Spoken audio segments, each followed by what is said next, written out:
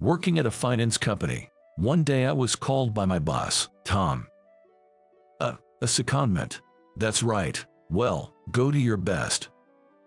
No, but the secondment is in elder care. The company I work for operates a subsidiary that manages nursing homes. I, with no experience in caregiving, can't possibly work there. Well, that's how it is, Tom said, patting my shoulder sympathetically. A secondment, also known as a way to get rid of someone. In other words, I was effectively being fired. My name is Kevin. A pitiable 43-year-old suddenly let go from his job. I understand that elder care is an indispensable job in society. But having worked in finance for over 20 years, I still want to stay in this field. So, I reluctantly submitted my resignation. I knew that the company had been moving towards layoffs due to the recession, but I never thought I'd be targeted. I told my wife about it when I got home. Fired. Well, it can't be helped. Fortunately, my wife took the news quite calmly. But you need to find a new job as soon as possible. I know. We both looked at our daughter, Emily, watching TV in the living room. She just started elementary school this year. For my beloved family, I began job hunting the next day. At 43, I struggled to find a job. Dad, you've been home every day recently. That's nice. My daughter said this while we were playing, and it caught me off guard. Well, yeah, even so, Dad's going through a tough time, I replied with a forced laugh. I need to be employed soon. Just then, my phone rang. Hello, it was a company where I had recently got interviewed. The only one where I had reached the final round. The decision on whether I got the job or not was about to be announced. A moment of intense tension. Then, from the other end of the line, the word hired came through.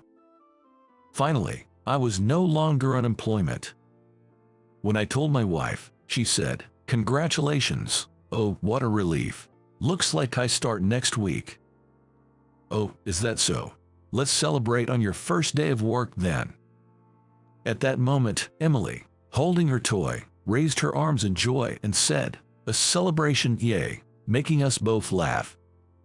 And then, on my first day, a mix of slight nervousness and anticipation filled my chest. By the way, my new job is also in finance.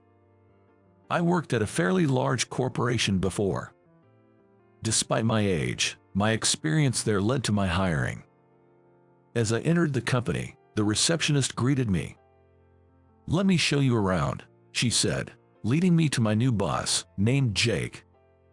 As I wondered what kind of person he would be. "Are you the new guy?" "Ah, yes. Nice to meet you. I'm Kevin." I was surprised that Jake was quite young. 30, no, maybe in his 20s. He must be exceptionally talented. Then, Jake looked at me and sighed in disappointment, saying, "Ah, Kevin, how old are you?" Well, as I wrote in my resume, 43 years old. 43, hey, I wasn't informed about this. Jake said this and looked at the receptionist, but she too seemed unsure how to react. I completely trusted HR with this. They said something about an exciting new hire coming, but why hire an old guy like him? They really should have consulted me first, he muttered, making my blood boil. I may not be young, but I will use my experience to do what I can. Then, Jake laughed abruptly. "I heard your previous company went through a major restructuring. It was just a layoff to get rid of unwanted employees, right?" At Jake's words, I choked and said, unable to find words. "So, you got lucky and got fired. Then you desperately came to interview with us, an employee from a declining company. You're only good for menial tasks." He smirked mockingly and said, "We don't need losers here." "What? What's that? You gonna talk back to your boss? If you get kicked out of here too, you'll have nowhere left, right?" What Jake said was true. To protect my family, I have no choice but to work under Jake. but the words that came out of my mouth were, "I'd rather not, thank you." Jake's smile disappeared. Working under someone who complains about age isn't going to benefit me. Plus, you disparaged the company I work for as a declining company. A company that can't respect its competitors will eventually fail because of young, ignorant, and arrogant people like you. Jake was enraged and said, "What did you say?" But I had already made up my mind. When I glared back, he seemed a bit intimidated and faltered. "I'm sorry we couldn't come to an agreement. I'll be leaving now." I said this and left the room. I ended up quitting on my first day. As I approached home, I regained my composure. What have I done? What should I do now? Even though I was distraught, I couldn't go back to that company. I'm home. Hearing my heavy voice, my wife, who was in the living room, greeted me with a surprised look. "What's wrong? Did you forget something?" As my wife served a cup of coffee, I told her I got heated and left the company because of some cocky young boss. She got angry on my behalf, saying, "What? That's infuriating. If that's how it is, let's get you into a better company and show them. There's surely a company that will appreciate your strengths. If needed, I'll work too. Let's work on this together." She patted my shoulder reassuringly. Her words gave me solace, and I felt motivated to resume my job search. When our daughter returned from school, she said, "Oh, Dad's off work again." But this time I was determined to find a better job. I'll start over once more. That was what I was thinking when an unexpected event occurred.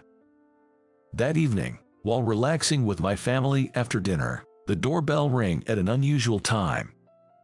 It was rare for someone to ring the doorbell at that hour. I answered the door. "Hello, who is it?" There stood a young woman, apologizing. "Sorry for bothering you so late." I exclaimed, in surprise. It was Sarah, the receptionist from this morning. "My husband was extremely rude this morning, and I'm really sorry about that," she said. You're Jake's wife." She apologized again. She had watched me during that intense situation, noticing that I remained polite to the end. She praised me, saying she thought I was a truly wonderful person. It's a waste not to hire someone who can be courteous to everyone. So, I personally appealed to Mr. Johnson, the president. He has agreed, so I came here to invite you back. She had come all the way to scout me. True, I was polite, but I was also a bit sarcastic towards Jake, so whether I was truly courteous is debatable. "Mr. Johnson hasn't received your resignation yet. He, along with apologizing, would like to meet you again. Could you come to the office tomorrow?" I scratched my head, feeling a bit troubled. I was angry at Jake's attitude, but it's hard to outright refuse when asked so humbly. When I said, "I'll visit the office tomorrow," she looked relieved. The next day, Sarah, who had visited me yesterday, was waiting for me at the office. "I've been waiting for you," she said, leading me straight to the president's office. We then took the elevator to the top floor, where the president's office was located. "Excuse me, I've brought Kevin," she said, knocking on the door. A voice said, "Come in." Inside, there was a robust-looking man and Jake, who had been unpleasant to me. Upon seeing me, Jake said, "I'm terribly sorry for my rudeness yesterday," although he still seemed a bit arrogant. I felt a bit disgusted seeing Jake, but was somewhat taken aback by his apology. Then, Mr. Johnson also apologized.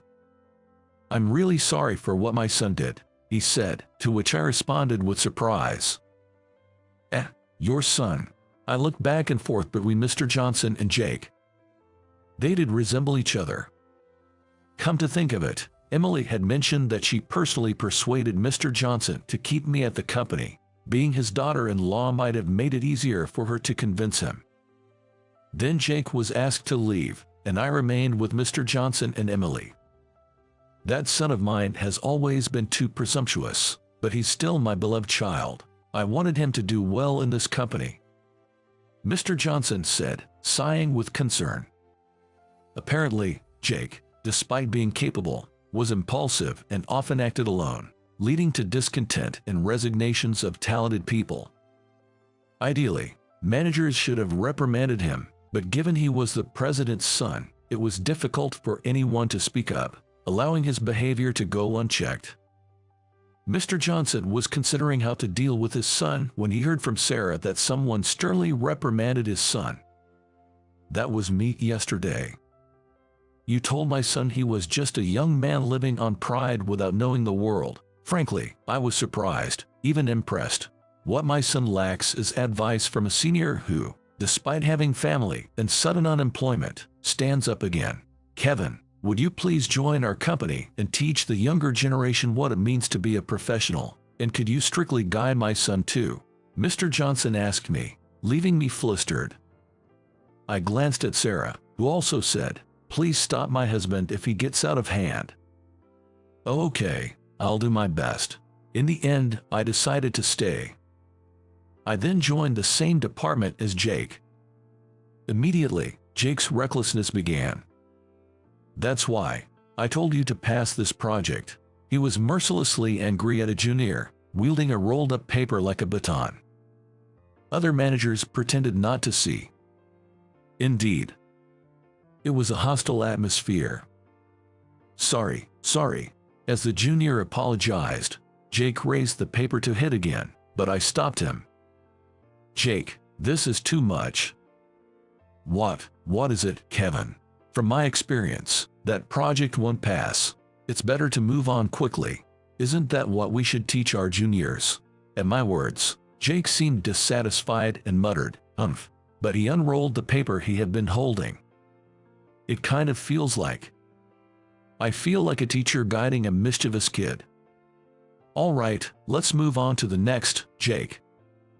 As I patted Jake's shoulder with a laugh, he quickly scurried away. Everyone looked at me with respect for standing up to the president's son. Sigh. It seems I'll have to work hard at guiding the son for a while. However, a year later, Jake gradually became less abrasive and started to grow as a person. The atmosphere at the company improved significantly, and Sarah thanked me, saying, "My husband seems calm at home too." Then, Mr. Johnson assigned me to a different department with a new position. I guess it's what you'd call a rapid promotion. My salary increased, and my wife was very pleased. "Thank you for everything." Jake said this to me before I transferred. I don't know if he'll become the president one day, but no matter how important he becomes, I want to keep pointing out any mistakes he makes. Living for over 40 years and getting fired taught me one thing. It turns out I'm pretty good at taking care of others. I want to use this newfound talent to teach the younger generation what being a professional is all about. Even an old guy like me still has a lot to offer.